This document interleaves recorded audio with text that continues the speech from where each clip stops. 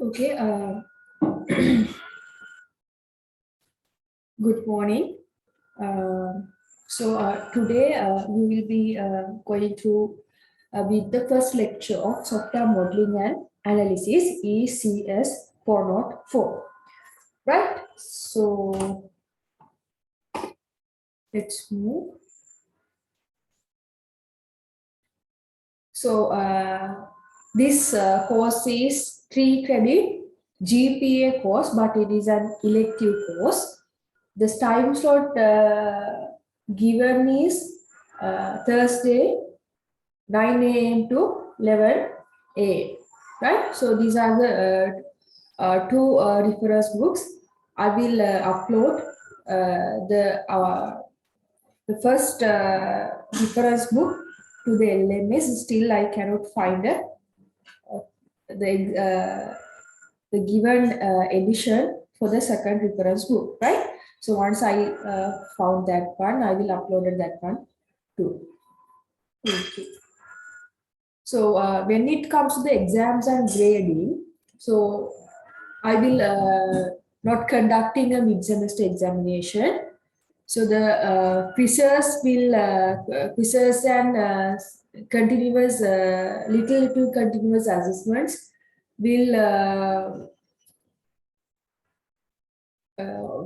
take around 30% for the final marks, and there will be one individual submission which is this is not just a assignment.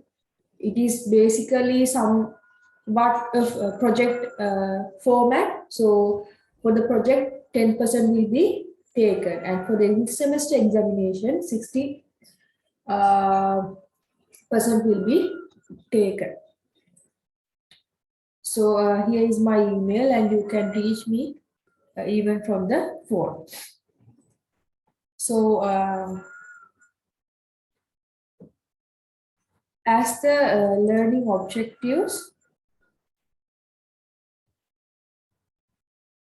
so like since we have like 3 credit codes, it means 2 hours lecture, 1 hour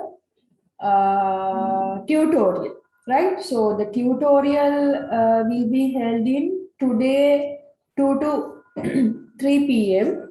Since like we are having the very first lecture, today we will not have the tutorial. By the time I will give the information whether we are having the tutorial or not. So like we should have like 8 to 10 tutorial there will be, because like we have to do the practicing, and for the theoretical part there is like no point of conducting a tutorial, because it's very lightweight and very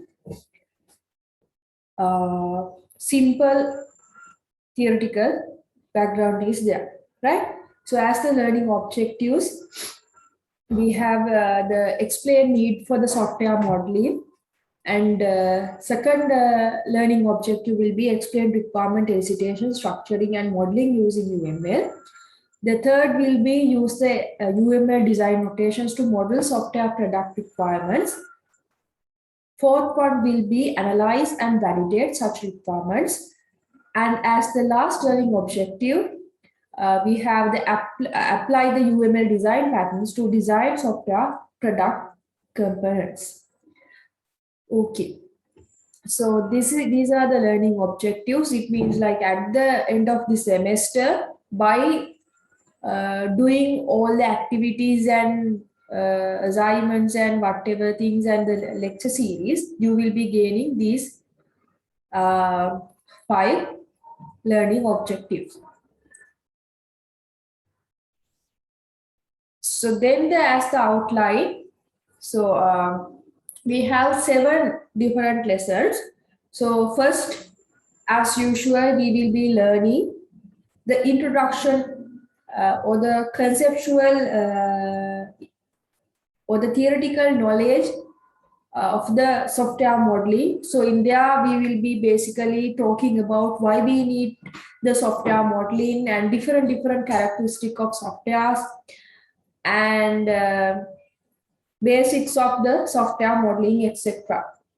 And then we will be advanced to the most important part of the entire lecture series, which is drawing those selected software models. We basically try to model our software for selected modeling mechanism. So under that, use case, class, collaboration, sequence, and activity diagrams will be there.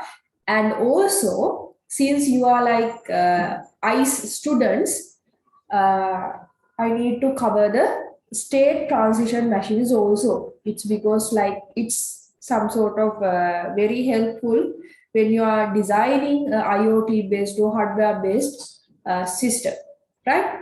And as the third part, we will be having the modeling, analysis, and validation with the UML. So, and the fourth one will be use of tools for analysis and validation of models. And the fifth lesson will be modeling and analysis case studies. The sixth one will be UML design notation. So we will be learning use case, scenario, sequence diagram, etc. And so when it comes to the last lesson, we will be covering the design patterns and generics, which can cover from the software modeling, right? So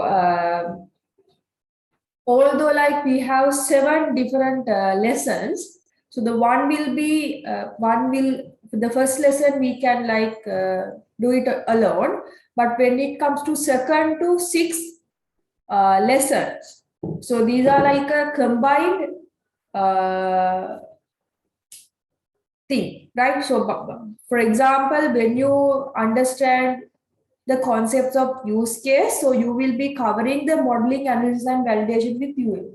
So when you are drawing those things, you will be learning how to use tools, etc. So the modeling activity or the scenario will be either case study or your final year project or etc. Right? So then I want to know, can anyone tell me what is a software model? Anyone? Any idea? So like if you have done the software project competition module, so you might know a little bit of this software module.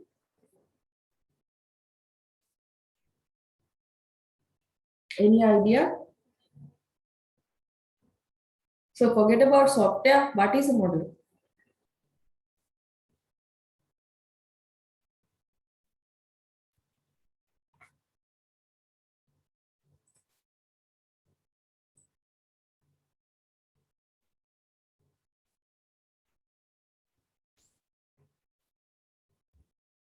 Okay, so it's some sort of structure, right?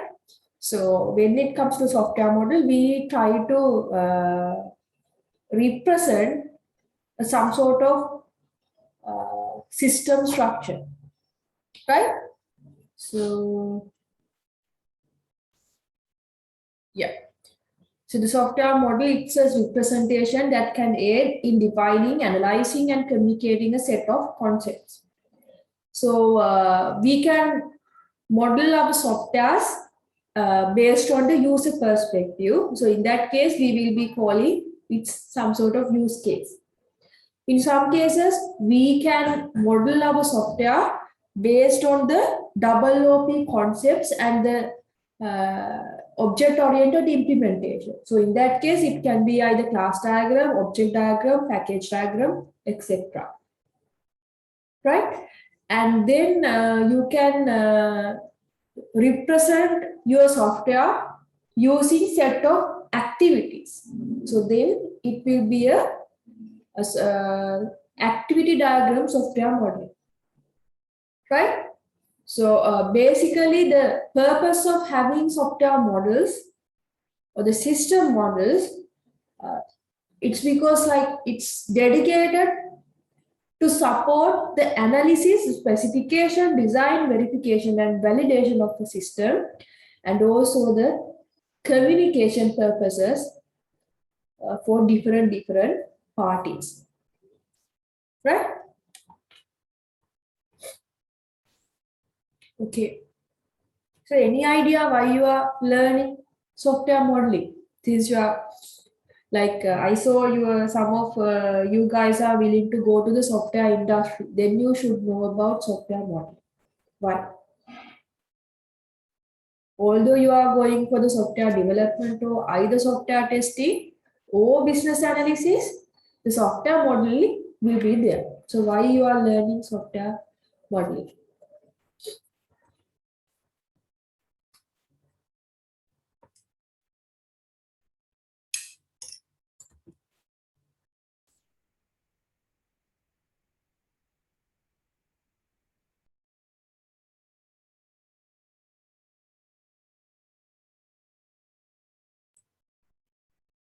Okay.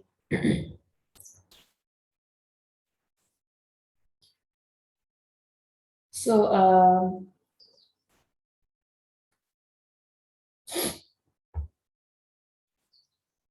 so it's important, or why we do the software modeling. Basically, when someone told you to develop, let's assume, blockchain management system or the blockchain system for supply management. So that would be like okay for the people who know the supply chain stuff and blockchain stuff, but not for others, right? So then by some sort of universal modeling concepts, you can represent or you can visualize your system for others, right? This is the starting point, this is our process, these are the inputs, these are the outputs, etc. Right? So we can basically visualize our system. And then this visualization can be either the structure of your system, or it means basically the way of your system is built, or the behavior of a system. It means basically the set of activities or set of functions of your system. So when you have a structure, or when you have like a model, so in Sinhala we call it Akrutiya.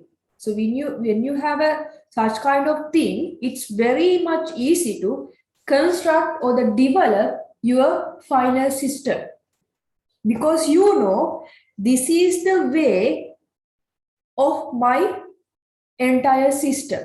For example, that's why when it goes to the civil engineering, the building constructions, the usually by using different softwares, for example, SolidWorks, CAD, etc.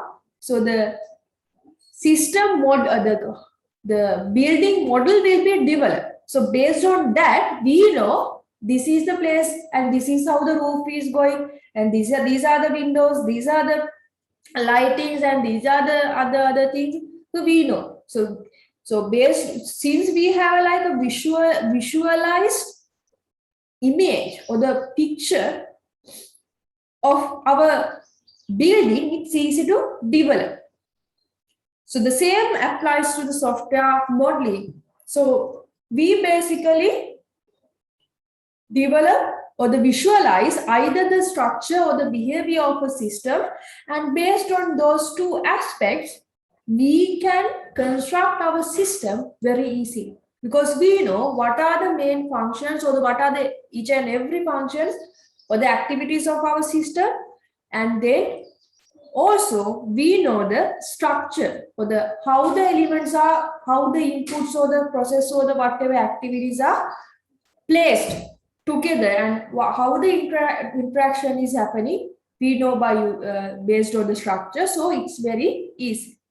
And then since like the software modeling is more involving with simple English plus simple universal graphical representation, it's easy to communicate, right? So it's not a set of technical jargons, which is the only development team or software testers would understand, but not for the client. It's not a very simple or the high, very lengthy descriptions that is coming from the customer, or the detailed descriptions are usually can be understood by either business analyst or either customer. So, but not the development team. But the software modeling brings us some sort of universal graphical representation. So in that case, it's very much easy to convey the messages or the information, and it's very easy to do the communication, right? So for example, so if you have that experience when you develop either your final year project or whatever other project, right? So when you like develop these use cases and those kind of things, it is understandable for the business faculty lecturers, technology lecturers, IT lecturers, engineering lecturers, and in some cases, other people who are not know about your system, right? So that is the communication. Okay. So